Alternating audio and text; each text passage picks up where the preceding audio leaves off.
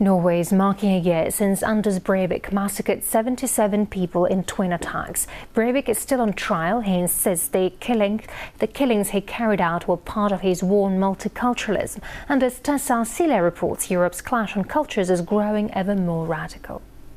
I swear to God, we will not let it pass peacefully. Therefore, we say, stay in your homes, you Nazis.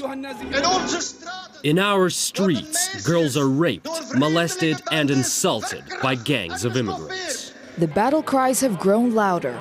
Islam is a religion of hatred, a religion of violence. In extreme cases, ideology turned to tragedy.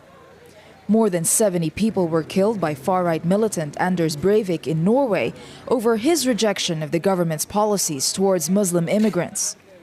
In France, 7 people, including children, were killed by Islamist Mohammed Merah in a deliberate attack against Jews. He was then killed in a police raid, both men adding fuel to flames of hatred and prejudice. The Islamists want to build the caliphate, the perfect Islamist state. The far rights want to build the racist suprematic state on Nazi style, and the far left want to build communism. The level of hatred is probably higher than it was 10 years ago. We tried to talk to proponents of each extreme. Eddy Hermy is the leader of a group in Belgium that's labeled far-right, and he's been convicted on charges of racism, which he denies.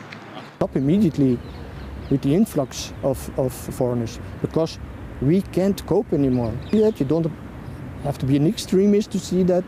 The same anti-immigration argument put forward by the Golden Dawn party in Greece, dubbed neo-Nazi and fascist by critics.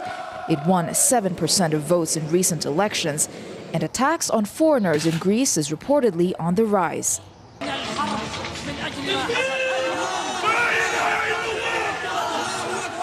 We also met with the leader of the Islamist group Sharia for Belgium. There is Judgment Day.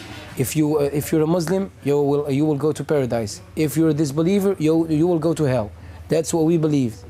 He's now in custody and is being investigated for terrorism, suspected of sending young Muslims to fight in holy wars in Yemen and Chechnya. But such arrests have not stopped other groups from sprouting. We tried to talk to another hardline Salafist group in Belgium, reportedly with Saudi links, and are under surveillance by authorities.